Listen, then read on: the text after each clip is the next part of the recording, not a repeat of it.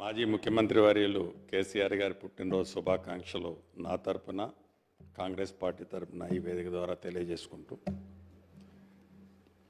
ఇంతకుముందు మాజీ ఇరిగేషన్ శాఖ మంత్రి వర్యులు హరీష్ రావు గారు తెలంగాణ రాష్ట్రం ఏర్పడిన తర్వాత ఈ రాష్ట్రంలో వారు మొదటి టైం అంటే 2014 నుంచి 19 వరకు ఇరిగేషన్ మంత్రిగా ఉన్నప్పుడు వారు సాధించిన అంశాలతో పాటుగా తెలంగాణ ఏర్పడటానికంటే ముందు జరిగిన అంశాల మీద కూడా వారు చాలా కాన్సన్ట్రేటెడ్గా వాటిని వివరంగా విపులంగా దీనికి కౌంటర్గా అంటే గడిచిన తెలంగాణ రాష్ట్రం వచ్చిన తర్వాత ఏవైతే అభివృద్ధి సంక్షేమ కార్యక్రమాల్లో భాగంగా ఇరిగేషన్ సెక్టార్లో మేము చేశామని చెబుతున్న వాటికి కౌంటర్గా గతంలో అవి జరిగాయి కాబట్టి ఇప్పుడు ఇవి జరిగాయని ఎగ్జాంపుల్ మేడిగడ్డ డ్యామేజ్ని కంపేర్ చేస్తూ కొన్ని ఉదాహరణలు ఇచ్చారు. అవన్నీ జరిగాయి, ఇరిగేషన్లో అన్యాయం జరిగాయి, ఇతరత్ర అన్ని అంశాల్లో తెలంగాణకి అన్యాయం జరిగింది కాబట్టే అనేక మంది పోరాట ఫలితం తెలంగాణ రాష్ట్రం సాధించుకున్నాం.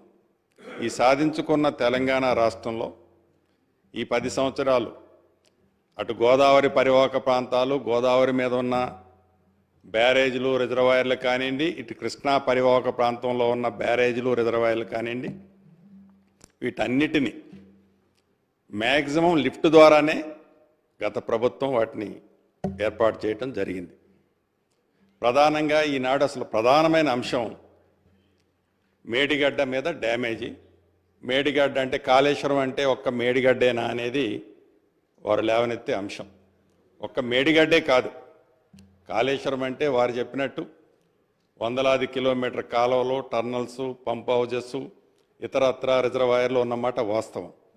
ఇందాక హరీష్ రావు గారు పెద్దలు చెప్తూ ఈ కాళేశ్వరం మీద గత ప్రభుత్వం ప్రాణహిత చేవెల్లో 14 టీఎంసీల కెపాసిటీ రిజర్వాయర్ ఉంటే ఆనాడు సిడబ్ల్యూసి ఏదైతే గైడ్ చేసిందో దాని ప్రకారం 140 టీఎంసీల రిజర్వాయర్లు మేము ఏర్పాటు చేశామని చెప్పారు. డెఫినెట్గా అది మంచి కార్యక్రమే. దాంతోపాటుగా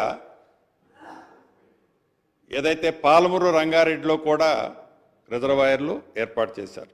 ఇక్కడ 2 చోట్ల రిజర్వాయర్లు ఏర్పాటు చేసిన వాళ్ళు సీతారామ ఉమ్మడి ఖమ్మం జిల్లాకు సంబంధించి సీతారామ ప్రాజెక్ట్ వచ్చినప్పుడు అక్కడ రిజర్వాయర్లు ఎక్కడా 1 టీఎంసీ కోసం కూడా ఏర్పాటు చేయలే. మరి ఇక్కడ 2 చోట్ల చేయాలి, లేకుంటే సిడబ్ల్యూసి కమిటీ నిర్ణయించింది అనే అంశాన్ని సీతారామ ప్రాజెక్టులో మిస్ అయ్యారనేది వారికి ఒకసారి ఈ వేదిక ద్వారా గుర్తు చేస్తుంది. రెండోది, గౌరవ ముఖ్యమంత్రి గారు కానీ, మా ఇరిగేషన్ శాఖ మంత్రివర్యులు కానీ, మా ఎల్ఏ మినిస్టర్ గారు కానీ, డిప్యూటీ సీఎం గారు కానీ ఏదైతే ప్రధాన ప్రతిపక్ష నాయకులు కల్వకుంట్ల చంద్రశేఖరరావు గారు సభలో ఉంటే ఎందుకు ఉండాలని కోరుకుంటుందంటే అధికార పార్టీ వారు స్టార్టింగ్ నుంచి ఎండ్ వరకు ఈ ప్రాజెక్టులన్నిటినీ శిల్పం చెక్కిందే నేను, ఈ డిజైన్స్ నా మెమరీలో ఉన్నాయని చెప్పిన వారు ఈ డ్యామేజెస్ జరిగిన తర్వాత సొల్యూషన్ కూడా వారు ఇవ్వగలుగుతారు, ఇని సొల్యూషన్ ఇస్తారనే ఉద్దేశంతో పదే అనేక పర్యాయాలు మా మంత్రి గారు, ముఖ్యమంత్రి గారు ఈ వేదిక ద్వారా వారిని కోరటం జరిగింది. అయినా వారు రాలే. ఇక్కడ ప్రధానంగా మనం గమనించాల్సింది ఏదైతే ఈ కాళేశ్వరం ప్రాజెక్టు ఓపెన్ అయ్యే నాడు ఆనాటి ముఖ్యమంత్రి కల్వకుంట్ల చంద్రశేఖరరావు గారితో పాటు ఇంకిద్దరు ముఖ్యమంత్రులు హాజరయ్యారు. ఈ హాజరైన ఆ వేదిక సాక్షిగా ఆనాడు చంద్రశేఖరరావు గారు అన్న వర్డ్స్ ఏంటంటే ఇది ఒక దేవాలయం లాంటి ప్రాజెక్టు, ప్రపంచంలోనే అద్భుతంగా కట్టిన ప్రాజెక్టు, చాలా బ్రహ్మాండంగా కట్టాము అని ఆ రోజు అన్నారు. మంచిది. ఇదే కల్వకుంట్ల చంద్రశేఖరరావు గారు 4-5 రోజుల క్రితం నల్లగొండ వెళ్ళినప్పుడు వాళ్ళకి పని బాట లేదు, బొందలగడ్డకు పోయారు అన్నారు. ఆనాడు దేవాలయమైన మేడిగడ్డ, ఈనాడు అధికార పార్టీ ఏదైతే ప్రత్యక్షంగా డ్యామేజ్ అయిన ప్రాంతాన్ని చూడటానికి పోయినప్పుడు అది బొందలగడ్డ ఎలా అయిందో వారు ఒక్కసారి ఆత్మ పరిశీలన చేసుకోవాల్సిన అవసరం ఉంది. మీరు చేసిన దాన్ని, మీరు ఏదైతే తప్పు జరిగింది అది మేడిగడ్డ వల్ల జరిగింది, మీరు ఆతృతలో జరిగిందా, మీ పర్సనల్ ఇంట్రెస్ట్ ఏముంది దాంట్లో నేను బోటల్లా. అయితే ఇందాక గౌరవ ముఖ్యమంత్రి గారు చెప్పారు ఏదైతే గత ప్రభుత్వం తెలంగాణ ఏర్పడిన తర్వాత మొట్టమొదటిసారిగా ఆనాడు రిటైర్డ్ అయిన ఇంజనీర్లతో ఒక కమిటీ వేసి ఆ కమిటీ రిపోర్టుని అసెంబ్లీ సాక్షిగా తెలంగాణ ప్రజలకి పూర్తిగా వివరించారు. ఆ వివరించిన దాంట్లో భాగంగా అది అయిన తర్వాత దాని మీద ఈ 3 బ్యారేజీలకు సంబంధించింది ఆనాడు ఇంజనీర్స్ కమిటీ 3 బ్యారేజీలకు సంబంధించిన ఒక నివేదికలు అంటే ఎస్టిమేట్స్ ప్రిపేర్ చేశారు. ఇది అయిన కొద్ది రోజులకే ప్రగతి భవన్లో సీఎం గారి సమక్షంలో అప్పుడు హరీష్ రావు గారు మంత్రి, ఇరిగేషన్ మంత్రి గారు, అదే రకంగా ప్రశాంత్ రెడ్డి గారు, ఈ పల్లా రాజేశ్వర రెడ్డి గారు పేర్లన్నీ దీంట్లో ఉన్నాయి. ఇవి మీకు సభకి మీరు డెఫినెట్గా ఇది కూడా రికార్డులో చేయాల్సిన అవసరం ఉంది. అంటే వారి ఆతృత, ఈ మినిట్స్లో కనిపిస్తున్న ఆతృత, వారి కంగారు, ఎంత తొందరగా కట్టాలి, ఎంత తొందరగా కట్టి ఆతృతే తప్ప ఈ ప్రాజెక్టు సస్టైనబిలిటీ ఎంతుంటది అనేది డెఫినెట్గా మిస్ అయ్యారన్నది ఈ సభ ద్వారా వారికి తెలియజేయదలుచుకున్నాను.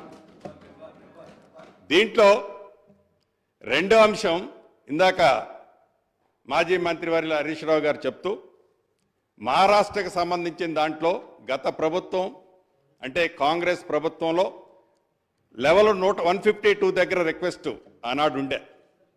ఈ 152ని 148కి మేము వాళ్ళు 148కి ఫ్రమ్ ది బిగినింగ్ నుంచి ఎప్పుడైతే ఆనాడు ఉమ్మడి ఆంధ్రప్రదేశ్లో ప్రాణేత చేవల్ల కట్టాలి అని అన్నప్పుడు 148లో మీరు కట్టుకోండి అనేది వాళ్ళు మొదటి నుంచి చెప్తున్నారు. దాన్ని మేమేదో సాధించినా మీరు ఏమి సాధించారు అని పెద్దలు హరీష్ రావు గారు ఈ వేదిక మీద ఇందాక వారు సంబోధించారు. మనం కొత్తగా సాధించింది ఏమీ లేదు. ఆనాడు మహారాష్ట్ర ప్రభుత్వం 148 కట్టడానికి వాళ్ళే అంగీకరించారన్నది కూడా వారు గమనించాల్సిన అవసరం ఉంది. దాన్ని ప్రత్యేకంగా మీరు సాధించింది లేదు. నిజంగా ఆ రోజు కాంగ్రెస్ ప్రభుత్వం దాన్ని యాక్సెప్ట్ చేసి ఉంటే ఆ రోజే అది కంప్లీట్ అయ్యి 142 నాట్ 152 138కి 152 148 ఈ 148 అనేది ఆ రోజే యాక్సెప్ట్ అనేది ఈ సభ ద్వారా మాజీ మంత్రివర్యులు హరీష్ రావు గారు గమనించాలనేది రెండో పాయింట్. మూడోది, ఏదైతే ఈ కాళేశ్వరం కానివ్వండి, ఈ కాళేశ్వరంలో 3 బ్యారేజీలు పదే మొన్న నల్గొండ సభలో కల్వకుంట్ల చంద్రశేఖరరావు గారు ఈనాటి ఉన్న ప్రభుత్వంలో ఉన్న పెద్దల దద్దమ్మలు అదే నేను ఉండుంటే నీళ్లు ఇచ్చేవాడిని, గోదావరి నీళ్లు డ్యామేజ్ అయినా కూడా గోదావరి నీళ్లు లిఫ్ట్ చేసి సస్యశ్యామలంగా నీళ్ళు ఇచ్చేవనేది ఆ వేదిక సాక్షిగా వారు చెప్పారు. వారిని ఈ వేదిక ద్వారా త్రూ హరీష్ రావు గారి ద్వారా ఒకటే మీ ద్వారా చెప్తున్నాను. ఇది నవంబర్ నెలలో అంటే మీరు అధికారంలో ఉన్న 45 రోజులకు ముందే కూలిపోయింది మేడిగడ్డ ప్రాజెక్టు. 45 రోజులకు ముందు కూలిపోయిన తర్వాత ఈ 45 రోజుల్లో ఎన్ని క్యూసెక్స్ ఎన్ని టీఎంసీల వాటర్ని పంపు చేసి మీరు ఇరిగేషన్ కోసం రిజర్వాయర్లో నింపారు అనేది మీరు ఒక్కసారి ఆత్మ పరిశీలన చేసుకోండి. ఆనాడు ఆపద్ధర్మ ముఖ్యమంత్రిగా మీరే ఉన్నారు. కనీసం ఒక్క టీఎంసీ వాటర్నైనా రివర్స్ పంపించి ఈనాడు మీరు నేనున్నట్టయితే సస్యశ్యామలంగా నీరు ఇచ్చేవాడిని, రెండో పంటకు నీళ్ళు ఇచ్చేవాడిని అని చెప్తున్నారు. ఈ 45 రోజుల్లో కొత్త ప్రభుత్వం రాకముందు ఎలక్షన్ నోటిఫికేషన్ వచ్చిన తర్వాత ఆ 45 రోజుల్లో ఆ ప్రాజెక్టు కుంగిపోయి క్రాకులు ఇచ్చిన తర్వాత నీళ్లు ఉన్నాయని చెప్పిన మీరు ఎందుకు నీటిని రిజర్వాయర్లోకి మీరు పంపలేకపోయారు అంటే కొత్త ప్రభుత్వం వచ్చిన ఈ 60 రోజులు 70 రోజుల్లో ఈ ప్రభుత్వం మీద పదే పదే మీరు విమర్శలు చేసే పరిస్థితి ఈనాడు మీకు లేదు. మీరు కొత్త ప్రభుత్వానికి సూచనలు ఇవ్వగలుగుతారు. 10 సంవత్సరాల క్రితం ఉన్న ఉమ్మడి ఆంధ్రప్రదేశ్లో ఉన్న ఆనాటి కాంగ్రెస్ ప్రభుత్వంలో ఉన్న అంశాలని పదే పదే ఆనాడు ఉమ్మడి ఆంధ్రప్రదేశ్లో తెలంగాణ రాష్ట్రానికి అన్యాయం జరిగిందని కాబట్టి తెలంగాణ రాష్ట్రం వచ్చిన తర్వాత మనందరం కొత్త జీవితాన్ని ప్రారంభించాం. పద్దాక పాత జీవితంలోకి పోయి ఆనాడు కాంగ్రెస్ పార్టీ ఆనాడు ప్రభుత్వం అన్నదానికంటే ఈ కొత్త ప్రభుత్వంలో మమ్మల్ని విమర్శించే పాయింట్ నాట్ వన్ కూడా లేదనేది గౌరవ సభ్యులు మీ ద్వారా గమనించాలనేది నేను తెలియజేసుకుంటున్నా. ఇక ఏదైతే ఈ రిజర్వాయర్లో బ్యారేజీలు ఉన్నాయో అది మేడిగడ్డ కానీ ఇతరత్ర బ్యారేజీలు ఎస్టిమేట్ మీరు ఒకటి చేశారు. ఎస్టిమేట్ చేసిన తర్వాత ఆ estimate cut off wall upstream కానీ downstream cut off wall కానీ ఆనాడు మీరు cut off wall RCC concrete వాల్తో చేశారు. చేసిన దాన్ని వర్క్ మీరు స్పీడ్ కావాలన్నా మీ ఇన్నర్ ఫీలింగ్ ఏంటో నాకు తెలియదు. యుద్ధ ప్రాతిపదిక మీద ఆ డిజైన్ చేంజ్ చేసి ఆ డిజైన్ చేంజ్ చేయటమే ఈనాడు ఆ ప్రాజెక్టులు పట్టిన అధోగతి అనేది ఈ వేదిక ద్వారా మీ ద్వారా వాళ్ళకి తెలియజేస్తున్నాను. నిజంగా ఆ డయాఫ్రమ్ వాల్ కాంక్రీట్ వాల్తో చేసి ఉంటే ఆ శాండ్ని పర్ఫెక్ట్గా కాంపాక్ట్ చేసి ఉంటే ఈనాడు ఆ రాఫ్ట్ కుంగేది కాదు, ఆ డ్యాము షింక్ అయ్యేది కాదు. ఈనాడు తెలంగాణ ప్రజల ఈ వేలాది కోట్ల డబ్బు దుర్వినియోగం అయ్యేది కాదనేది ఈ సభ ద్వారా మీకు తెలియజేస్తూ చివరిగా నేను చెప్పేది యుద్ధ ప్రాతిపదిక మీద ఇదొక్కటే కాదు, ఇదొక్క డ్యామే కాదు, మిగతా ఉన్న అన్ని డ్యాములో ఈ 3 పిల్లర్లే కాదు. ఇందాక ఉత్తమ్ కుమార్ రెడ్డి గారు ఇరిగేషన్ మంత్రి గారు చెప్తున్నట్టు 2వ డ్యాంలో సీపేజ్ మొదలైంది, 3వ డ్యామ్లో కూడా బుడగలు వస్తున్నాయి. ఈ 3 పిల్లర్లే కాదు సేమ్ సిస్టమ్. ఈ 3 పిల్లర్లు అన్నది డ్యామ్కి ఒక ఎడ్జ్లో జరిగిన డ్యామేజ్. ఇప్పుడు సెంటర్లో అటుపక్క ఎప్పుడో అడుగున్నర కుంగింది. ఆ అడుగున్నర కుంగిన తర్వాతనే మహారాష్ట్ర సైడ్ అడుగున్నర కుంగిన తర్వాతనే దాని మీద ట్రాఫిక్ని మీరు బంద్ చేశారు. అప్పుడు మీ ప్రభుత్వం చాలా పర్ఫెక్ట్గా ఉంది. ఆనాడే మీరు శ్రద్ధ తీసుకొని ఉంటే మొన్న ఇది డ్యామేజ్ జరిగి ఉండేది కాదు. ఇప్పటికైనా దాన్ని పర్ఫెక్ట్గా కొత్త ప్రభుత్వంలో మేము ఆతృతపడి ఏదో అడావుడి పడి తప్పులు చేయాలనే ఉద్దేశం ఈ ప్రభుత్వానికి లేదు. చిత్తశుద్ధితో గతంలో మీరు చేసిన దాన్ని నిజంగా మీరు ఒప్పుకుంటారా ఒప్పుకోకపోతారా అది మీ ఇష్టం. కానీ ప్రజలు గమనిస్తున్నారు. విజువల్స్ కనపడుతున్న దాన్ని కూడా మీరు అంగీకరించకపోవడం అనేది చాలా బాధాకరం.